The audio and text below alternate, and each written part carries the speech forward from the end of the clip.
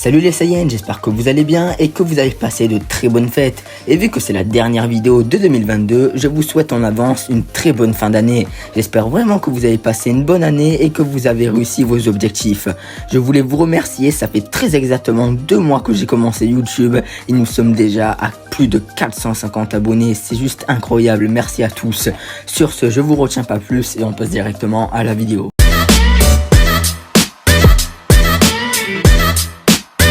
On se retrouve au début de Dragon Ball Z.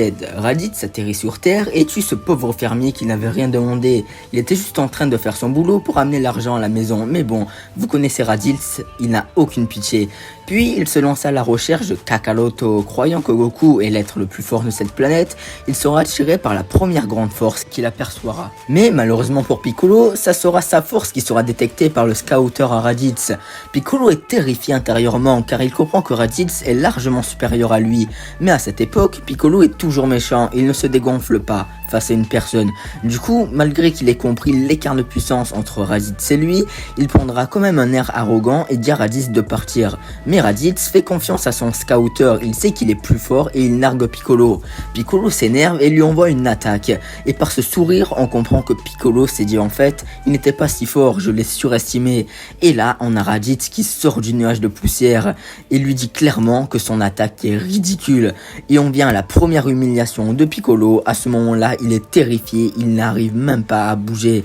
Heureusement pour lui, le scouter de Raditz a détecté une autre puissance et Piccolo sera épargné. En deuxième, le combat Nappa contre Piccolo. Je vous remets dans le contexte. La Z-Team s'est entraînée durement pendant les 1 an avant l'arrivée des Saiyans. Puis la Z-Team seront confrontés à Nappa. Nappa a largement l'avantage, même avec le sacrifice de Chaozu et la mort de Tenshinhan. Mais Piccolo a retenu le point faible des Saiyans, leur queue. Krillin fera diversion afin de permettre à Piccolo d'attraper la queue à Nappa. Une fois la diversion effectuée, Piccolo sert de toutes ses forces la queue à Nappa et l'on vient à la deuxième humiliation de Piccolo. Non seulement Nappa n'a plus son point faible et il inflige un coup de coude surpuissant à Piccolo, ce qui le met KO. À ce moment-là, c'est impressionnant. Piccolo est le plus puissant de la Z-Team, mais il sera mis KO en un seul coup de Nappa. En plus, on s'est tous dit, maintenant Piccolo c'est devenu un titan, il est ultra fort, mais non, malgré son entraînement intensif, il sera vaincu avec une grande facilité. Après, à l'époque, avoir 4000 unités, c'était pas à la portée de tout le monde, c'était incroyable. En plus, sauf erreur de ma part, la force de Piccolo est de 3500 unités, donc l'écart de puissance n'est pas très importante. Mais comme quoi, avoir seulement 500 unités d'écart, c'était immense à l'époque de l'arc Saiyan. Troisième humiliation de Piccolo, on est toujours dans l'arc Saiyan. Après toutes les tentatives de la Z-Team pour éliminer Nappa, que ce soit des sacrifices ou des tactiques, rien n'arrive à bout du grand Nappa le chauve. Mais entre temps, Vegeta apprend que la personne appelée Son Goku est en réalité Kakaroto. Du coup, pour pouvoir l'affronter, il lui laisse 1 heure pour arriver, sinon il donnera la permission à Nappa de tuer les survivants. Une fois les 1 heure écoulées, Goku n'est toujours pas arrivé et n'a pas maintenant le feu vert de Vegeta pour éliminer la Z-Team. Il décide de tuer en premier Gohan avec une attaque de Ki, mais Piccolo se sacrifiera pour protéger Gohan. Alors certains ne comprendront pas pourquoi cette scène épique se trouve dans les humiliations de Piccolo, et bien pour la simple raison qu'à ce moment-là, Piccolo n'était pas officiellement gentil. Et vous imaginez le grand Piccolo qui se sacrifie pour le fils de son ennemi juré. Voilà pourquoi j'ai sélectionné cette scène comme une humiliation. On passe à la 4e humiliation de Piccolo, nous sommes maintenant dans l'arc Namek. Gohan et Krillin ont fait le vœu de ressusciter Piccolo et de le téléporter sur Namek.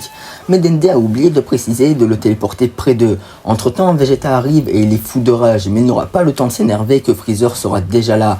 Un combat de titans commence, mais une fois que Freezer s'est transformé, Vegeta, Krillin et Gohan n'ont aucune chance et ils sont désespérés, jusqu'à l'arrivée de Piccolo qui arrivera à prendre le dessus sur Freezer 2e forme.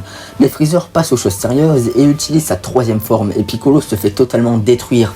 Freezer qui le spam d'attaque de Ki et sans l'intervention de Gohan, Piccolo aurait fini par succomber aux attaques de Freezer. Vous imaginez, Piccolo menait le combat mais contre la 3e forme de Freezer, que ça soit niveau vitesse ou puissance, Freezer le dépasse largement. Pauvre Piccolo, qu'on pense qu'il voulait juste venger son peuple. En plus, il avait fusionné avec Nail, mais même avec ce boost de puissance incroyable, ce ne fut pas suffisant. On passe à la dernière humiliation de Piccolo et là on fait un immense bond dans le temps. On se retrouve dans Dragon Ball Super pendant le tournoi du pouvoir. Piccolo ne s'en sort pas mal avec Gohan, Gohan, ils forment un excellent duo et ils arrivent à éliminer énormément d'adversaires.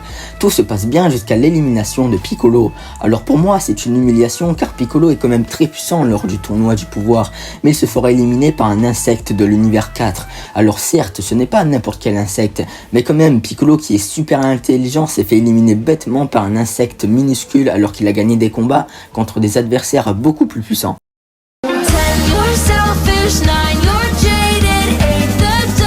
Merci les Saiyans d'avoir suivi cette vidéo jusqu'à la fin, j'espère qu'elle vous aura plu. Je vous souhaite encore une fois de très bonnes fêtes de fin d'année. Alors cette vidéo, je ne l'ai pas super bien travaillée, c'était vraiment pour faire une petite vidéo pour terminer l'année 2022.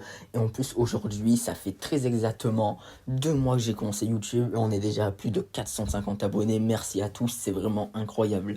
Donc quand ça va être la rentrée, on va reprendre une vidéo par semaine, mais je vous promets, ça va être du lourd. Je vais vous préparer des vidéos avec des sujets incroyables et surtout, je suis en train de tester plein de nouvelles mécaniques pour le montage. Vous n'allez pas être déçus.